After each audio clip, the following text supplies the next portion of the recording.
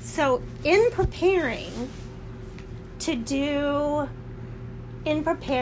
put out to people this exercise of spending 2 minutes in eternity. Right.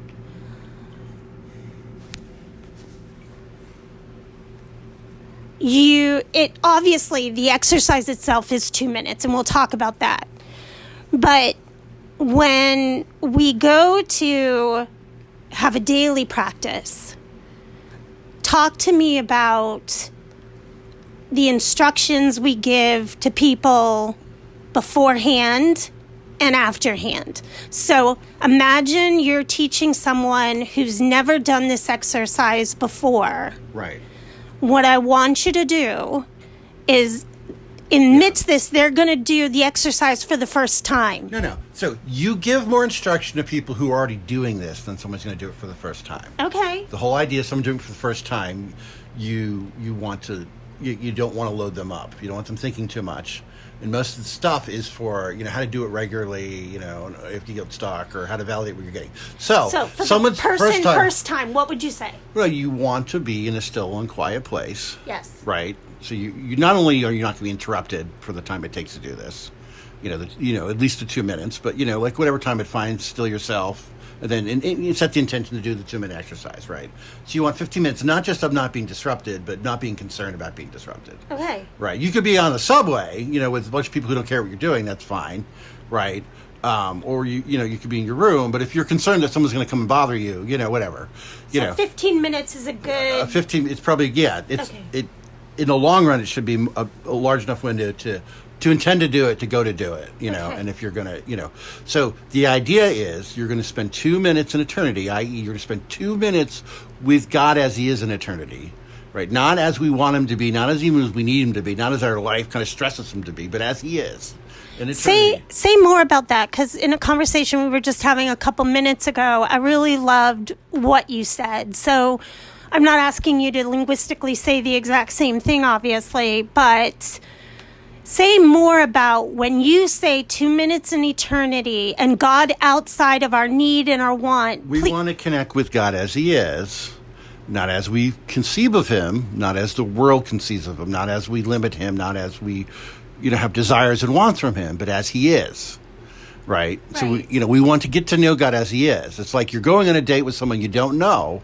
You can have all the preconception about who this person is and try and live them out. Right, and just repeat the same relationship where you date twice and break up because this person is somehow false because you put all your needs and expectations and what you thought they should be on them. Or you could figure out, who is this person in front of me, get to know them, and then keep on getting to know them, okay? So that's the idea with spending 2 minutes with God, is you're going to spend time with him as he is in eternity, not as we kind of pull him in or need him to be, or conceive of him or market him, or brand him, in the timeline on earth, okay? Yeah.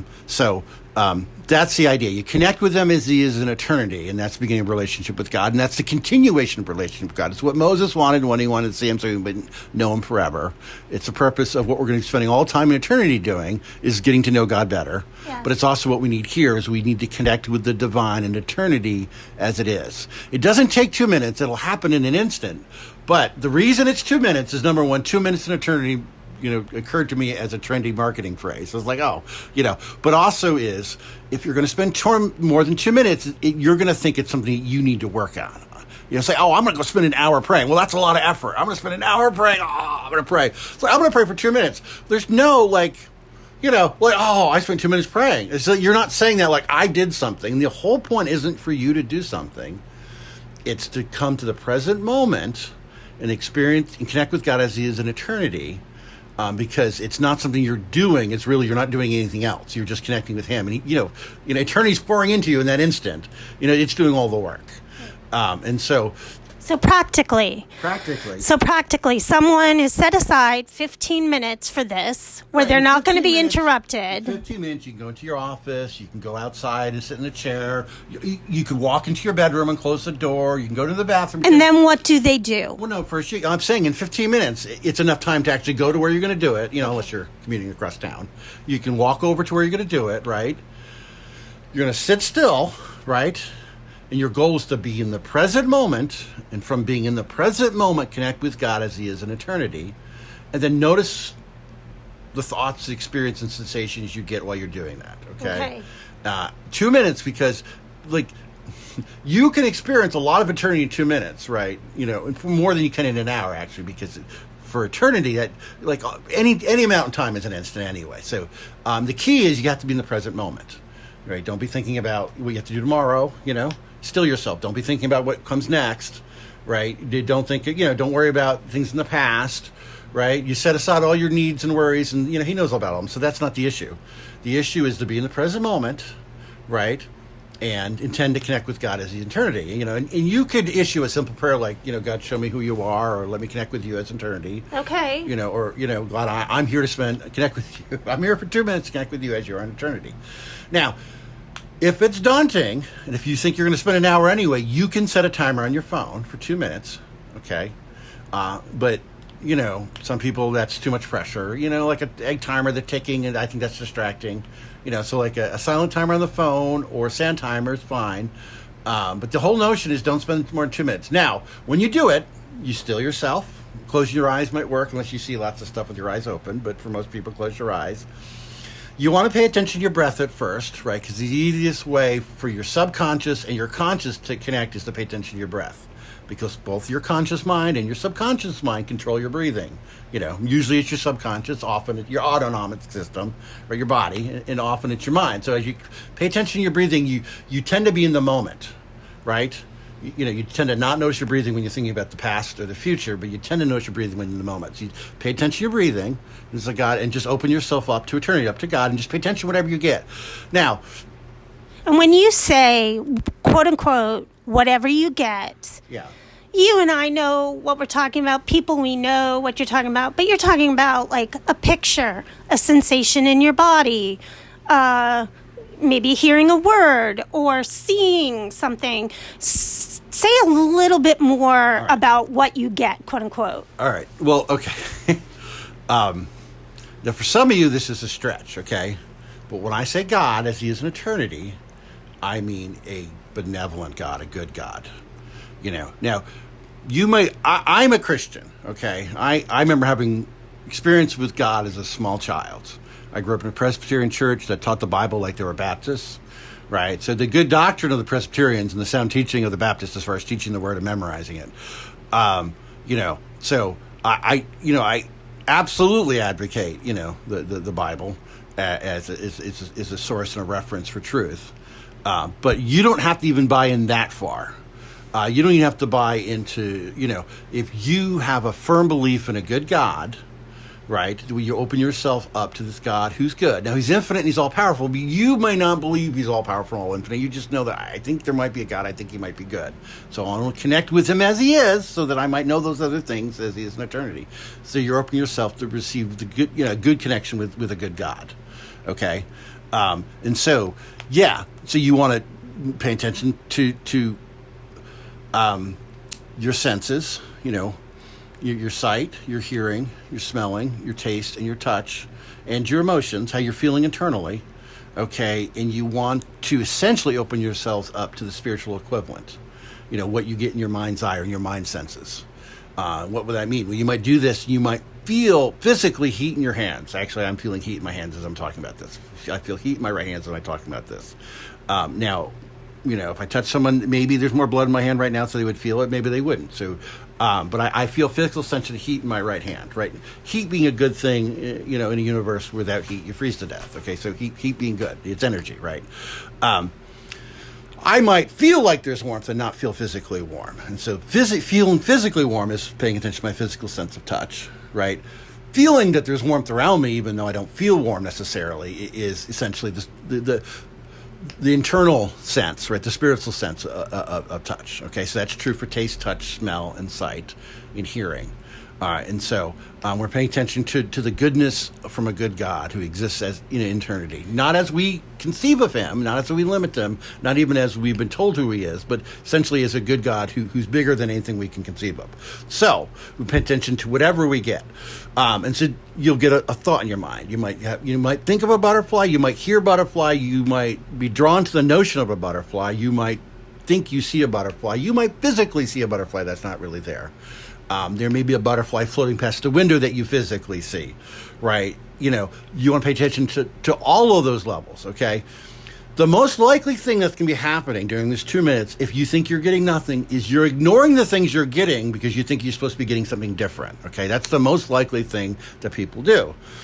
Like, I'm trying to get something from God, in eternity, and I keep on being distracted by this butterfly I saw yesterday. Well, no, that's a memory coming to you. So now you want to pay attention to the memory. So if you spend 1 minute and 45 seconds trying to ignore the butterfly you're thinking about, then realize, oh, wait a minute, I maybe should pay attention to that butterfly, right? The 2 minutes is over. And what you should write down, okay, and this is the other part. You spend 2 minutes in eternity, and then you should, capture, what you got. Okay. What you write down is, my mind kept on going to the thought of a butterfly. Now, butterfly being something that's pretty and it's light, it's peaceful, all these things. It's a good picture. Right. And now, what's the big deal? I think I saw a butterfly, Well, the whole idea is you spend 2 minutes in eternity, every day, as I say, not as a flesh habit, not as, I have to do it every day, but as I'm going to do this in a place, I'm going to be in the present moment, I'm going to be at peace, and I'm going to do this. So you might do it 3 out of 7 days, 1 week, and 5 out of 7 days another week, and then it might be going well, and you do it 21 days in a row, and then you do it every other day for a week. So you're trying to do it every day. But the issue is it's okay if you don't, because this isn't something where it's going to come out of being full of our own flesh and effort and will. It's we're going to use our will and intention to set time aside, but we're not going to measure ourselves by performance. You cannot perform connecting with God in eternity. You can sit and wait and expect it, and it can happen, but you can't perform it. And so, making this something you have to perform right, is going to strain the process. So God doesn't need you to do this well. Right, he just needs an instant in the 2 minutes, and. So they're going to be setting aside around 15 minutes. Yeah, including time to walk over, be quiet, close the door, turn the light off, whatever they need to do. So 15 minutes for preparation, for doing the 2-minute exercise, and for writing things down. Yes. Okay. Right, and then you're done. Okay. Yeah. Now, why only 2 minutes? Because if you had an hour, it'd be something that you're trying to do, and you have to work really hard, and you have to think, you have to make yourself do it, you lose the moment. No. This is 2 minutes because you're just leaving yourselves up. Now, it only takes an instant for eternity to give more than you need for the day. It only takes an instant for eternity to almost give you all that you need, for all of eternity if you're open to it, which we're not fully open to it, okay? So the reason is the Lord can do stuff in 2 minutes more than we can do in an hour. So the issue isn't to only give God 2 minutes because he's only worth 2 minutes. The issue is to set aside 2 minutes so that when he does more than we can do, right, it's on him and it's not on us. Right? All glory is due to God, right? And so it's like, I spend an hour a day and I'm a holy person.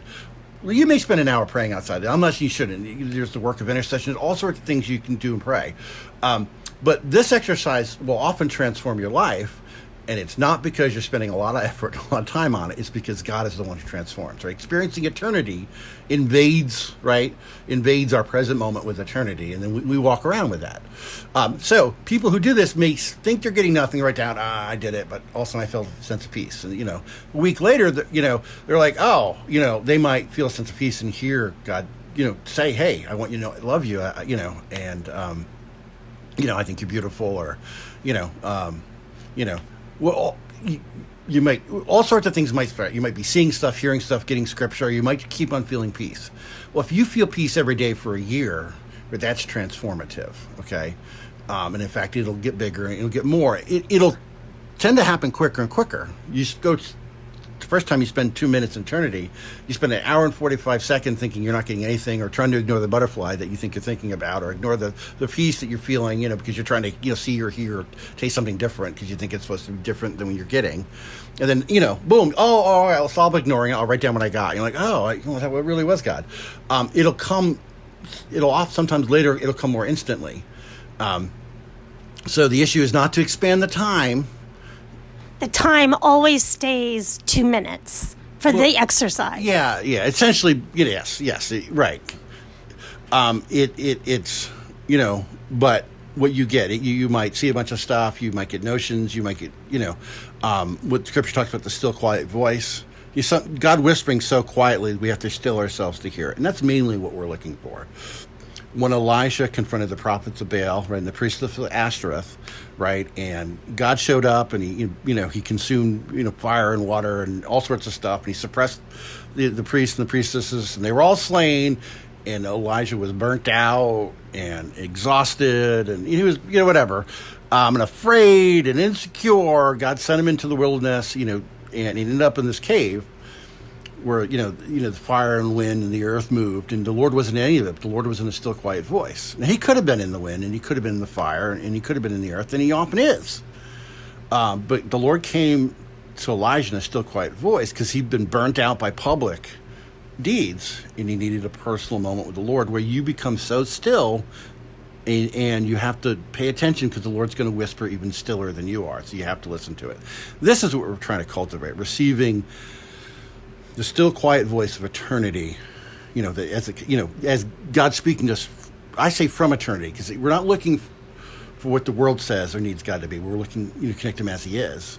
We're looking for the still, quiet voice of God to speak to us in any form, in a way that we could easily ignore it if we decided to. All right.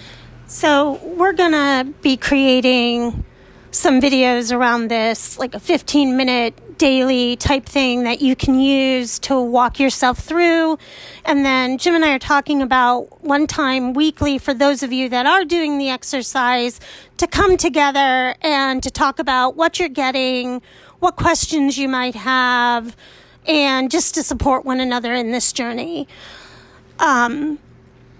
Jim, would you offer up a prayer for these people that we're giving this exercise to in this moment? What would you, as we close out this audio, as we close out this space, whether it's a quote-unquote prayer or just encouragement, what last kinds of spaces could you give? Yeah. Well, when Jesus started his public ministry, right, he read some scripture proclaiming, sight to the blind, freedom to the captives, healing to the sick, and freedom, right?